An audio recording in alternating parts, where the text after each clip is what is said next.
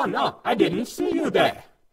My name is Dr. Robotface, and I am the director of robot stuff for Barnsley Libraries. I've been busy planning this year's Hebocon. You remember the Hebocon, yes? It's like Robot Wars, but with really rubbish robots. Anyway, I've been looking at all the stuff we got for the toy teardowns, and you know what? We don't got enough stuff.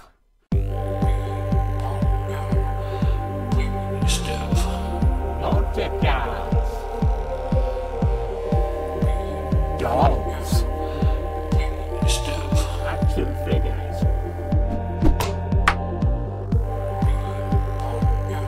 we want your stuff.